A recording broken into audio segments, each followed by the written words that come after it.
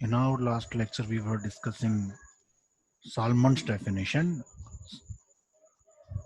Salmon की definition के according tort is a civil wrong for which remedy is common law action for unliquidated damages and which is not exclusively the breach of contract or breach of trust or other merely equitable obligation. ये part हम कर चुके थे. Next देखते हैं Winfield's definition. Tortious liability arises from the breach of duty primarily fixed by law. ये हम कई बार देख चुके हैं. Duty is fixed by law. जब भी कभी ये ड्यूटी का ब्रीच होगा तो फिर एक लाइबिलिटी अराइज होएगी, that is tortious liability. So this duty is towards persons generally. ये ड्यूटी इन जनरल सभी पर्संस के अगेंस्ट होती है, सभी पर्संस के टुवर्ड होती है. And it's breach is redressable by an action for unliquidated damage. और अगर कोई इस ड्यूटी का ब्रीच करता है तो फिर उसका ट्रीटमेंट क्या है? An action. Action means action here means suit, a civil suit. Court में जब केस फाइल करेंगे उसको हम बोलेंगे action, civil suit for unliquidated damages. और ये डैमेजेस आपको मालूम है, लास्ट लेक्चर में ये हो चुका है. उसके बाद फ्रेजर की डेफिनेशन है. Fraser states that tort is an infringement of a right in rem, right in general of a private individual giving a right of compensation at the suit of injured party. What is right in rem? ये important है यहाँ पे. right in rem और दूसरा होता है right in personam. right in personam, दो तरह के राइट्स होते हैं. right in rem, rem means remainder. remainder means आपको छोड़ के जो बच गया उसके अगेंस्ट आपके पास राइट अवेलेबल है. यानी आपके पास राइट इन जनरल यानी complete right, right available against the whole world. Reminder, आपको छोड़ के क्या बच गया? पूरी दुनिया बच गई. तो पूरी दुनिया के अगेंस्ट आपके पास जो राइट अवेलेबल है that is right in RAM. और दूसरा होता है right in पर्सोनेम. Right in पर्सोनेम means personal right, कि एक्स को कोई राइट केवल वाई के अगेंस्ट अवेलेबल है, जेड के अगेंस्ट अवेलेबल नहीं है. तो ये एक्स और वाई के बीच का पर्सनल मैटर है. This is right in personam. तो सुपीरियर राइट कौन सा हुआ?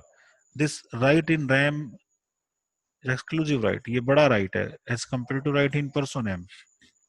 सो tort is an infringement of right in rem of a private individual. किसी भी प्राइवेट इंडिविजुअल का राइट इन रैम अगर ब्रीच होगा, इन्फ्रिंज होगा यानी ब्रीच होगा, तो फिर उसके पास क्या होगा? ए राइट टू क्लेम कंपनसेशन. वो कंपनसेशन क्लेम करेगा, ठीक है. और सूट कौन फाइल करेगा? जाहिर सी बात है जिस पार्टी को लॉस हुआ है, जिस पार्टी का लीगल राइट वायलेट हुआ है, जिसका अधिकार, वैधिक अधिकार, विधिक अधिकार, जो कानूनन जिसका राइट है वो हर्ट हुआ है, वो इंजर्ड पार्टी होगी, वो सूट फाइल करेगी. तो ये डेफिनेशंस आपकी दी हुई हैं इंपॉर्टेंट, जो कहते हैं विद्वान एक ही बात को अलग अलग तरीके से बोलते हैं. तो ये सब हमने देखा, विनफील्ड, सालमन और फ्रेजर के डेफिनेशन. अब हम देखते हैं लिमिटेशन एक्ट 1963. ये हमारी इंडिया में एनफोर्स्ड एक्ट है, जिसके अंडर टोर्ट की क्या डेफिनेशन दी गई है. According to this act, tort is a civil wrong which is not exclusively a breach of contract or breach of trust. बड़ी सिंपल सी डेफिनेशन दी हुई है. और आप इसके अंदर जितने भी टर्म्स हैं, मैं एक्सपेक्ट करता हूं कि आपको वो सभी टर्म्स अब क्लियर हैं, क्योंकि ऑलरेडी एक्सप्लेन हो चुकी हैं. अब देखिए यहाँ पे एक डिस्कशन, थोड़ा दो स्कूल ऑफ थॉट है. एक स्कूल तो बोलता है ये जो लॉ ऑफ टोर्ट है या लॉ ऑफ टोर्ट्स है, लॉ ऑफ टोर्ट है क्या है. एक स्कूल तो इसको लॉ ऑफ टोर्ट मानता है और दूसरा school law of torts. Law of tort versus, इसलिए एस को मैंने येलो कलर में अलग से लिखा है, लॉ ऑफ टोर्ट्स. दो स्कूल हैं. एक स्कूल के जो प्रोपाउंडर हैं या फॉलोअर हैं वो विनफील्ड हैं। दूसरा स्कूल देखिए टोट्स लिखा है तो इनके नाम में भी एस होगा, एंड में एस है तो फिर ये सालमंड है। तो सबसे पहले लॉ ऑफ टोट को देखते हैं। Every wrongful act for which there is no justification or excuse is to be treated as tort। जितनी भी wrongful act हैं वो सारी की सारी wrongful act जिसके लिए कोई justification नहीं है, आप एक्सप्लेन नहीं कर पा रहे हैं कि आपने क्यों ये रॉन्ग किया है, अपने आप को जस्टिफाई नहीं करा पा रहे हैं, कोई एक्सक्यूज आपके पास नहीं है क्यों क्यों ये रॉन्ग हुआ है, तो उसको टोट समझा जाए। एक स्कूल ऑफ थॉट ये बोलता है एज पर विनफील्ड। दूसरा स्कूल स्कूल ऑफ थॉट जो लॉ ऑफ टॉट्स है वो क्या बोलता है, law of torts consist only of a number of specific wrongs beyond which the liability under law cannot arise। जैसे कि क्रिमिनल लॉ में होता है, हमारा क्रिमिनल लॉ में ऑफेंसेस हैं, सपोज कीजिए थेफ्ट एक ऑफेंस है, मर्डर ऑफेंस है, डकॉइटी, किडनैपिंग, एबडक्शन, ऐसे अलग अलग बहुत सारे क्रिमिनल लॉ में ऑफेंसेस दिए हुए हैं। आईपीसी इंडियन पिनल कोड की मैं बात करूंगा, क्रिमिनल लॉ तो काफी वास्ट है, फिलहाल आईपीसी की बात कर रहा हूं मैं। आईपीसी की सेक्शंस में ये ऑफेंसेस डिफाइंड है ऑलरेडी, ऑफेंसेस की डेफिनेशन दी हुई है और डेफिनेशन के बाद इनकी पनिशमेंट दी हुई है। आईपीसी में यही दिया हुआ है, डेफिनेशन एंड पनिशमेंट। तो अगर कोई ऐसा ऑफेंस होता है जो जो डेफिनेशन दी हुई है उसमें फॉल नहीं करता, तो क्या वो ऑफेंस आईपीसी के अंडर माना जाएगा? नो, नहीं होगा वो। ठीक है, तो ऐसे ही लॉ ऑफ टोर्ट्स भी क्रिमिनल लॉ की तरह इसको ट्रीटमेंट दिया गया। ये बोला गया कि कुछ ही ऐसे स्पेसिफिक रॉन्ग है, स्पेसिफिक का मतलब है स्पेसिफाइड है, कोई यही रॉन्ग रॉन्ग है, यही रॉन्ग टोर्ट है, बाकी कुछ भी टोर्ट नहीं है। सपोज कीजिए एग्जाम्पल के लिए सालमन ने बोला कि भाई ये 10 टोर्ट हैं, एक टोर्ट ये, एक टोर्ट ये, एक एक एक, और ये आपके हो गए हैं 10 टोर्ट। अगर कोई रॉन्ग होता है और इन 10 टोर्ट्स में से किसी डेफिनेशन में फॉल होता है तब तो वो टोर्ट है, और अगर इनमें से किसी भी डेफिनेशन में वो नहीं गिरता, नहीं फॉल होता, तब फिर वो टोर्ट नहीं है। ये सालमन के अकॉर्डिंग दी गई डेफिनेशन है। अब आप सोच के देखिए कि दोनों में से ज्यादा वाइड डेफिनेशन किसकी है, किसके अंदर ज्यादा मोर नंबर ऑफ रॉन्ग्स कवर हुए हैं, लॉ ऑफ टोर्ट में और लॉ ऑफ टोर्ट्स में। लॉ ऑफ टोर्ट्स ने तो स्पेसिफाई कर दिया है कि इतने ही रॉन्ग हैं, इससे ज्यादा रॉन्ग टोर्ट्स नहीं होंगे, लेकिन इन्होंने तो जनरल बोल दिया कि सारी सारी की सारी वो एक्ट जिनके लिए कोई जस्टिफिकेशन नहीं है वो टोर्ट हो जाएंगी। तो ज्यादा वाइड डेफिनेशन विनफील्ड की है। विनफील्ड ने एक वाइडर अप्रोच ली है टोर्ट को लेके एज कंपेयर टू सालमंड। ठीक है, आगे चलते हैं। ये वही जो मैंने अभी आपको पीछे बताया, देयर इज स्पेसिफिक, ये सालमंड को एक्सप्लेन करता है, स्पेसिफिक वेल डिफाइंड रॉन्ग्स और there is only law of torts and no general law of torts. Salmond बोलते हैं ऐसी कोई जनरल लॉ ऑफ टोर्ट नहीं है, कुछ स्पेसिफिक वेल डिफाइंड रॉन्ग होते हैं और वो एक लॉ ऑफ टोर्ट्स ही हो सकती है। इट मींस, इट इज नहीं होगा यहाँ पे, टाइपिंग में प्रॉब्लम है। It means, it meant that there is a list of acts and omissions, एक लिस्ट है एक्ट्स और ओमिशंस की, in certain circumstances which are actionable in a court of law. ऐसे कुछ सर्कमस्टांसिस हैं जो अगर होंगे, एक्ट्स या ओमिशंस अगर होंगी तो फिर उनको लेके आप, एक्शनेबल मींस सूट फाइल कर सकते हैं कोर्ट में, tribal in a court of law. A person is entitled to file a suit against only that harm which comes within one of these categories। यानी कि अगर उनमें से किसी एक कैटेगरी में जो उसको हार्म हुआ है वो फॉल करेगा तभी वो सूट फाइल करने का राइट उसके पास है, वरना फिर राइट नहीं है। जैसे क्रिमिनल लॉ में होता है स्पेसिफिक क्राइम जैसे कि थेफ्ट, फोर्जरी, डकॉइटी, मर्डर एटसेट्रा, तो उसी तरह से स्पेसिफिक ऑफेंसेस हैं तो स्पेसिफिक ही टोर्ट्स भी हैं। ओके, डन, आगे चलते हैं। अभी ये पिजन होल थ्योरी है। दिस पिजन होल थ्योरी ये क्या बोलती है, law of torts consists of a set of pigeonholes, each containing a specific labeled tort. ठीक है, डायग्राम में सोच रहा था मिल जाता, डायग्राम नहीं है अभी, कोई बात नहीं। देखिए जैसे कि सपोज करो ये कोई वॉल है, उसके अंदर पिजन ने होल बनाए हुए हैं अपने। ये सपोज करो कोई वॉल है, इधर कोई एक पिजन है, पिजन ने अपने होल बनाए हुए हैं। इंक कलर चेंज करता हूं मैं, हाँ पेन क्यों नहीं आ रहा, पेन आ गया। और अब इंक कलर चेंज कर दें, येलो, ओके। एक होल यहाँ पे है, एक होल यहाँ पे है, एक होल यहाँ पे है, एक होल यहाँ पे है। अब ये जो होल्स हैं इनको आप, जो सालमन ने बोला, स्पेसिफिक रोंग्स मान लीजिए, दे आर स्पेसिफिक रोंग्स। वो पर्टिकुलर रोंग्स हैं। अगर कोई एक्ट या ओमिशन होगा, किसी के साथ कुछ रोंग होगा, तो वो इनमें से किसी होल के अंदर, यानी ये डेफिनेशन है, वहां पे फॉल करना चाहिए, तभी हम बोलेंगे कि वो टोर्ट है, वरना वो टोर्ट नहीं है। तो पिजन होल थ्योरी किसने दी फिर? Given by Salmond. और ये लॉ ऑफ टोर्ट्स को एक्सप्लेन करती है। This pigeon hole theory explains law of torts. अगर डिफेंडेंट ने कोई ऐसा रॉन्ग किया है जो इनमें से किसी भी पिजन होल में, या इनमें से किसी भी रॉन्ग में, इनमें से किसी भी रॉन्ग की डेफिनेशन में फॉल नहीं करता, तो फिर इसका मतलब डिफेंडेंट ने कोई भी टोर्ट नहीं किया। क्योंकि लॉ ऑफ टोर्ट्स का कॉन्सेप्ट यही है कि अगर स्पेसिफिक रॉन्ग्स में फॉल करेगा तभी एक्ट टॉर्शियस है, वरना फिर वो टॉर्शियस नहीं है। Okay, done. आगे चलते हैं। एसेंशियल्स ऑफ टोर्ट्स कौन कौन से एसेंशियल हैं? रॉन्गफुल एक्ट होनी चाहिए, रॉन्गफुल एक्ट के बाद कुछ ना कुछ लीगल डैमेज भी होना चाहिए, या इंजरी भी यहाँ पे बोल दिया गया।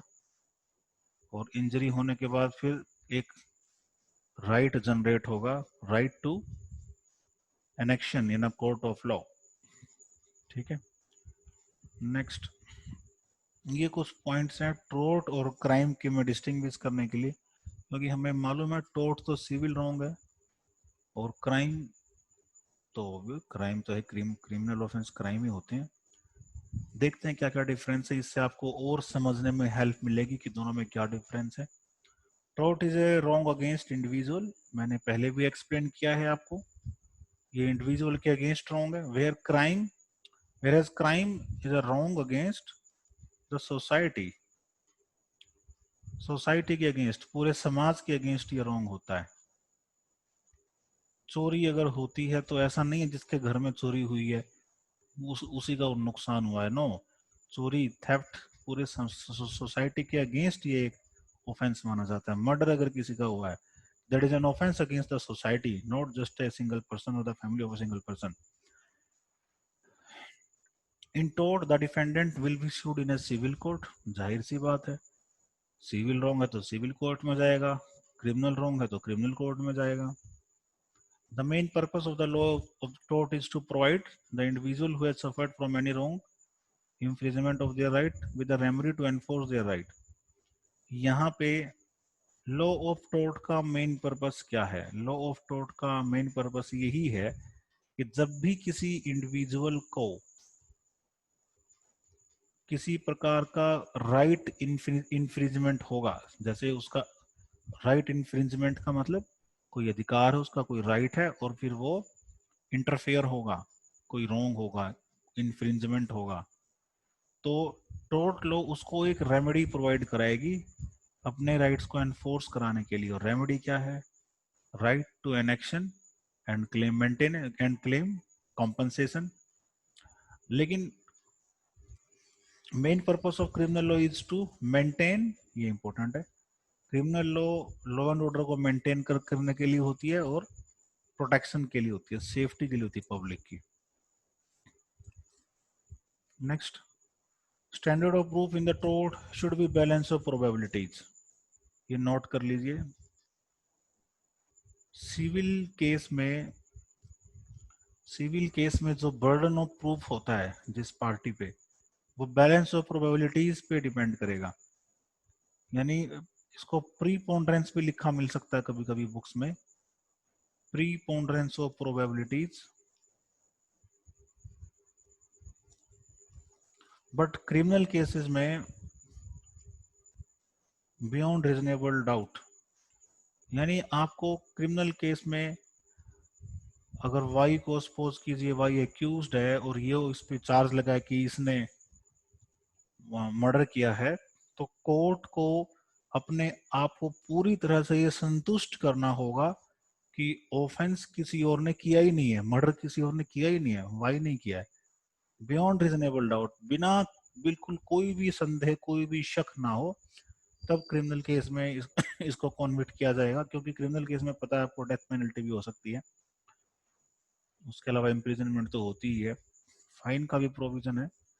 बट सिविल केस में केवल बैलेंस ऑफ प्रोबेबिलिटीज देख के डिसीजन आ जाता है कि प्रोबेबिलिटी किसके पक्ष में ज्यादा है, कि भाई इधर पलड़ा किसका भारी, इधर का इधर का, वैसे डिसीजन आ जाएगा जिसका पलड़ा भारी होगा। Next, burden of proof in torts rest with the claimants. Tort में क्लेमेंट कौन होता है? जो क्लेम करेगा, जिसके साथ कुछ रॉन्ग हुआ है, जिसका राइट इन्फ्रिंज हुआ है, यानी कि प्लेंटिफ एक तरह से। ठीक है, प्लेंटिफ। कोर्ट में सिविल केस में प्लेंटिफ पे बर्डन ऑफ प्रूफ रहेगा, लेकिन क्राइम में बर्डन ऑफ प्रूफ किस पे रहेगा? प्रोसिक्यूशन पे रहेगा। प्रोसिक्यूशन कौन होता है? मैंने बताया था, स्टेट होती है। तभी क्रिमिनल केस में तकरीबन आप देखते हैं x versus state of Maharashtra या स्टेट ऑफ पंजाब या स्टेट ऑफ हरियाणा, बॉम्बे, कुछ भी हो सकता है। बॉम्बे तो खैर सिटी है, not state. Maharashtra, Punjab, Haryana, NCT of Delhi या यूनियन ऑफ इंडिया भी हो सकता है।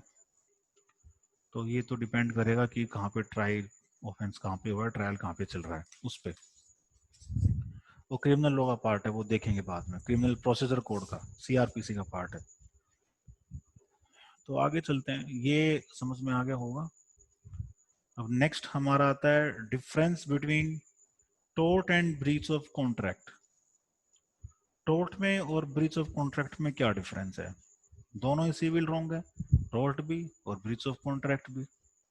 देखते हैं, in case of tort damages are always unliquidated, यानी कि यहाँ पे ऑलरेडी कोई एग्रीमेंट नहीं है, कोई कॉन्ट्रैक्ट नहीं है, डैमेजेस अनलिक्विडेटेड है। But in case of breach of contract damages are liquidated, it means damages पहले से डिसाइड हो चुके हैं कौन कितना पे करेगा। Next, a tort is a violation of a right in rem, ये राइट इन रैम का वायोलेशन है, जबकि कॉन्ट्रैक्ट राइट इन पर्सोनेम का इंफ्रिंजमेंट है। कैसे? जैसे कि सपोज कीजिए, ये तो हम देख चुके हैं, वाई के ऊपर a duty has been cast by law, duty law ने लगा रखी है कि आप ये सब ये नहीं करेंगे, लेकिन वाई उस ड्यूटी का ब्रीच करता है। ये ड्यूटी इन जनरल सभी पर्सन्स के अगेंस्ट है, वाई किसी को भी लॉस नहीं पहुंचाएगा। बट वाई सपोज करो इधर चार लोग हैं, A B C D, Y किसी को भी लॉस पहुंचा सकता है अपनी नेग्लिजेंट एक्ट से। इधर वाई ने बी को अगर लॉस किया है, बी का लीगल राइट इन्फ्रिंज किया, तो बी वाई को शू कर लेगा। सी का करा है तो सी वाई को शू कर लेगा, डी का है तो डी वाई शू कर लेगा। तो ये तो हो गया आपका right in RAM, violation of right in RAM. दूसरा राइट इन पर्सन कॉन्ट्रैक्ट के केस में क्या हो सकता है? अब कॉन्ट्रैक्ट तो हमेशा दो पार्टी होंगी, सपोज करो यहाँ पे ए है और बी है, इन दोनों के बीच में एग्रीमेंट है। अब ए अपना एग्रीमेंट का पार्ट परफॉर्म नहीं करता है, ए रेप्यूडिएट्स, ए ने बोल दिया मैं नहीं परफॉर्म करूंगा, कर ले जो करना है। अब बी फिर क्या करेगा? कोर्ट में सूट फाइल करेगा फॉर ब्रीच ऑफ कॉन्ट्रैक्ट के लिए। किसको शू करेगा? बी, ए को ही तो शू करेगा। ठीक है, या ए को शू कौन कर सकेगा? जिसके साथ ए ने एग्रीमेंट किया है वही तो शू करेगा। बी तो शू करेगा ए को, कोई और थोड़ी, डी थोड़ी शू कर पाएगा, डी के साथ तो एग्रीमेंट ही नहीं है। ठीक है, तो this is privity of contract बोलते हैं इसको. Only parties private to the contract can sue each other. Signatory to the contract can sue only. No third persons can sue. तो this is an infringement of right in personam, क्योंकि ये matter, ये contract A और बीच का personal matter है. Next, in tort that duty is imposed by the law. हम देख चुके हैं duty imposed by law. And is all to community at large, public at large, पूरी जनता, पूरी समाज के लिए ड्यूटी होती है. Whereas in case breach of contract, the duty violated is a specific duty. Contract में तो ये एक पर्टिकुलर ए और बी किसी पर्टिकुलर इश्यू को लेके आपस में एग्रीमेंट करेंगे. वो गुड सप्लाई करेगा, वो इसको पैसे पे करेगा. गुड्स भी स्पेसिफाइड होंगे कि कौन कौन से गुड्स कब कब सप्लाई करने हैं. तो यहाँ पे ड्यूटी स्पेसिफिक है, स्पेसिफाइड ड्यूटी है. Owed by either party to other alone. Alone दूसरी, केवल दूसरी पार्टी के लिए, किसी और के लिए नहीं ये duty. Next, in tort sometimes motive is an essential factor. Tort में कभी कभी मोटिव एसेंशियल फैक्टर होता है, बट ब्रीच ऑफ कॉन्ट्रैक्ट में मोटिव एसेंशियल फैक्टर नहीं है. मोटिव जनरली एसेंशियल फैक्टर नहीं होता. क्रिमिनल लॉ में भी मोटिव अगर प्रूव हो जाए तो वेल एंड गुड, अगर ना प्रूव हो पाए तो भी motive is not much relevant. Criminal law में भी मोटिव इतना इंपॉर्टेंट नहीं है, इंटेंशन इंपॉर्टेंट है. क्रिमिनल लॉ में इंटेंशन इंपॉर्टेंट है, वो प्रूव करनी होगी. मोटिव प्रूव करना नेसेसरी नहीं है. Next, law relating to tort has not been codified. Uncodified है. कोड क्या होता है? कोड वही होता है जब धाराएं लगा दिया. सेक्शन 1 2 3 4 5 को टोर्ट में तो ऐसी कोई धाराएं नहीं लगी हुई अभी तक, तो अनकोडिफाइड है. ठीक है, लेकिन कॉन्ट्रैक्ट तो सेक्शंस पढ़ते हैं, आप पढ़ा होगा आप सबने कॉन्ट्रैक्ट लॉ. नहीं पढ़ा तो हमारे वाली क्लासेस में वो भी करेंगे, no problem at all. Okay, done. Next चलते हैं आगे. अब यहाँ पे दो बड़े इंपॉर्टेंट लीगल मैक्सिम हैं, डेमनम साइन इंजरिया और इंजरिया साइन डेमनम. देखते हैं एक एक करके दोनों को. सबसे पहला है damnum sine injuria. Damnum means damage, sine means without, और injuria means injury. It means damage without injury. Damage तो आपको पता है क्या होता है, लॉस. अगर कोई एक्ट करता है, उससे किसी अपोजिट पार्टी को लॉस होता है तो वो डैमेज हो जाता है. ठीक है. और इंजरी क्या होती है? What is injury? Injury is violation of our legal right, violation of a right. मैंने बताया था लास्ट क्लास में, right to vote legal right है, आपको दिया हुआ है राइट, वोट डालने का अधिकार है. ठीक है. अगर कोई इस राइट को ब्रीच करेगा, आपको वोट डालने नहीं देगा, तो इट मीन्स क्या हो गई है, आपको इंजरी हो गई है. और इंजरी के बाद फिर क्या होगा? लॉस होगा. कभी कभी ऐसा हो सकता है, लॉस को डैमेज बोल देंगे. कभी कभी ऐसा हो सकता है कि आपको लीगल राइट तो वायलेट हो लेकिन लॉस ना हो. और कभी कभी उल्टा भी हो सकता है कि लीगल राइट वायलेट ना हो और लॉस हो जाए. ठीक है. तो यहाँ पे वही सिचुएशन बोली गई है, डैमेज विदाउट इंजरी. यानी यहाँ पे लॉस तो हो गया है, डैमेज तो हो गया है, लेकिन कोई लीगल राइट वायलेट नहीं हुआ. Loss but no right violated, no right violated. कोई भी right violate, no right has been violated या हैव बीन वायलेटेड, कोई राइट वायलेट नहीं हुआ है. तब उस केस में प्रिंसिपल क्या बोलता है? भाई अगर लीगल राइट वायलेट ही नहीं हुआ, लीगल राइट वायलेट नहीं हुआ, तो डैमेज होता रहे. किस किस का डैमेज रोकोगे आप? जो लीगल एक्ट है आप तो वही कर रहे हो ना. कोई ऐसा तो एक्ट आपने किया नहीं है कि सामने वाले का लीगल राइट वायलेट हो गया है. आप तो अपनी जगह फेयर, लीगल, मॉरल एक्ट जो भी हैं सभी कर रहे हैं. फिर भी सामने वाले को लॉस होता है तो उसमें आपकी क्या गलती? ठीक है, अब ऐसे में सामने वाला सूट फाइल करता है कि इसने मेरा लॉस करा दिया, तो भाई कुछ नहीं मिलेगा यहाँ पे।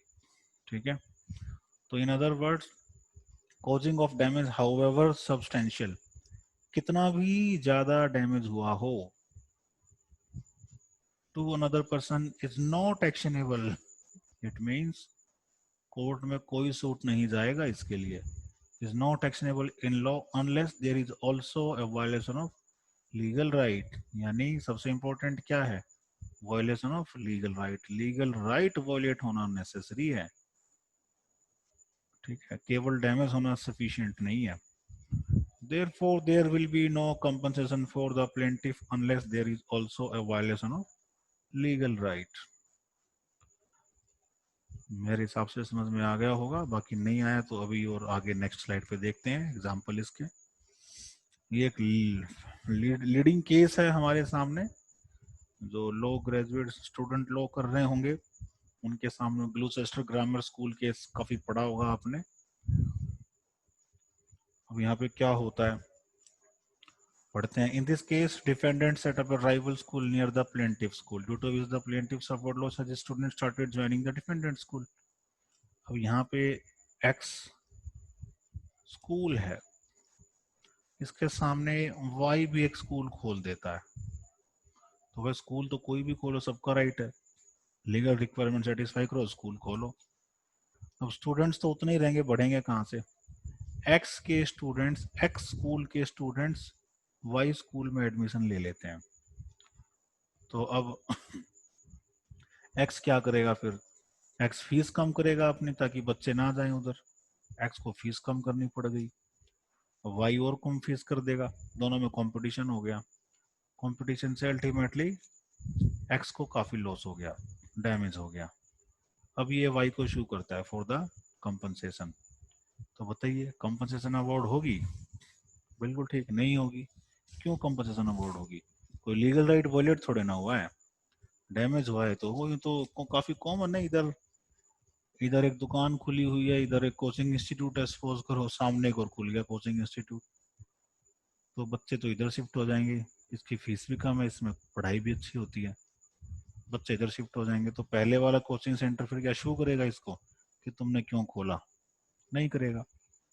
वही सिस्टम है यहाँ पे, because there is no legal injury, कोई इंजरी नहीं हुई है यहाँ पे, वॉल्यूशन ऑफ लीगल राइट नहीं है कोई भी यहाँ पे। चलिए आगे चलते हैं। अब यहाँ पे एक और केस है, in the Usha Ben versus भाग्य लक्ष्मी चित्रा मंदिर। In this case, the plaintiff sued the defendant for permanent injunction as movie Jai Santosima was hurting the religious sentiments as goddess was depicted as jealous.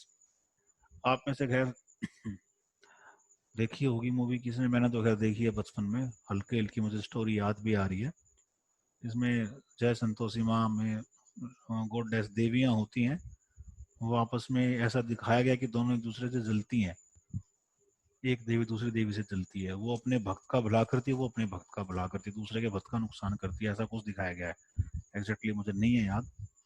तो यहाँ पे किसी ने suit file किया कि permanently इस मूवी को, परमानेंट इंजंक्शन के लिए कि इस मूवी के टेलीकास्ट पे रोक लगा दी जाए, ब्रॉडकास्ट पे रोक लगा दी जाए, क्योंकि इसमें देवियों को जेलस दिखाया गया है और उससे प्लेंटिफ की रिलीजियस सेंटिमेंट्स हर्ट हुई है। भाई ये जेलसी तो इंसान का काम है ना, भगवान थोड़ी ना जेलस होंगे दूसरे से। ठीक है, लेकिन कोर्ट ने क्या बोला, no compensation was given as there was no violation of legal right.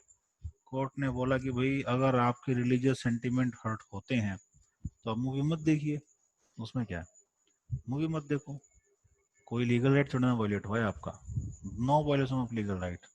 So यहाँ पे कोई इंजंक्शन अवार्ड नहीं हुई, ना ही कोई कंपनसेशन कोर्ट ने दी। नेक्स्ट एक केस यहाँ पे है, ये भी इंपॉर्टेंट केस है, Mogul steamship company versus McGregor's crew and company. देखते हैं क्या है इसके अंदर। All the steamship companies united and drove the plaintiff's company out of the tea trade company by reducing their freights, due to which the plaintiff suffered losses. अब यहाँ पे क्या हुआ है, स्टीम शिप कंपनी है, वो आपस में उन्होंने यूनियन बना लिया, यूनाइट हो गई हैं, और उन्होंने यूनियन बना के अपने जो फ्राइट्स यानी जो फेयर होता है उनका किराया वो कम कर दिया है। वो कम करने से प्लेंटिफ की कंपनी पे ऑर्डर कम गए हैं, टी ट्रेडिंग के जो ऑर्डर पहले आते थे, अब क्योंकि कंपटीशन में बहुत सारी यूनियन की बहुत सारी स्टीमशिप आ गई हैं, वो कम किराया लेती हैं, तो वो सब उसके पास ऑर्डर गया है, प्लेंटिफ को लॉस हो गया। तो अब ये बताइए, क्या प्लेंटिफ का श्यू करना वैलिड है, कंपनसेशन मिलेगी प्लेंटिफ को? तो बोलता है no compensation was given as the other companies were only doing marketing practices. ये सब मार्केटिंग प्रैक्टिसेस में आता है। And also there wasn't any injury to the plaintiff, कोई प्लेंटिफ का लीगल राइट वॉयलेट नहीं हुआ था। पुराना केस है, इसलिए ये डिसीजन है, अब इतना आसान नहीं है, अब तो कंपटीशन एक्ट बनी हुई है, कंपटीशन एक्ट है आपकी, ऐसे आप मोनोपोली नहीं कर सकते। यूनियन अगर बनाएंगे तो इस एक्ट के प्रोविजंस को सेटिस्फाई करना होगा। जब भी कभी दो कंपनीज भी अगर मर्ज होंगी, तो अगर दो कंपनी मर्ज होती हैं, यूनाइट होती हैं, तब भी एक्ट के प्रोविजंस को, इससे पहले एमआरटीपी मोनोपोलीज, एमआरटीपी एक्ट था, monopolies restrictive trade practices act, उसको रिपील करके कंपटीशन एक्ट आया था, और कंपटीशन कमीशन भी इसी एक्ट के अंडर एस्टेब्लिश होता है। ये आप मुझे नीचे कमेंट्स में बताइएगा, कंपटीशन कमीशन ऑफ इंडिया के चेयरमैन कौन है? कंपटीशन कमीशन ऑफ इंडिया के चेयरमैन। अच्छा, एक क्वेश्चन और नोट करिए, कंपटीशन एक्ट कौन से ईयर का है? 20 मैंने लिख दिया, आगे के 2 डिजिट आप लिखिएगा कौन सा ईयर का ये एक्ट है। ठीक है, चलिए आगे चलते हैं। इंजुरिया साइन डैमनम, ठीक है, इंजुरिया साइन डैमनम को हम नेक्स्ट क्लास में करेंगे। Okay, then goodbye till next class.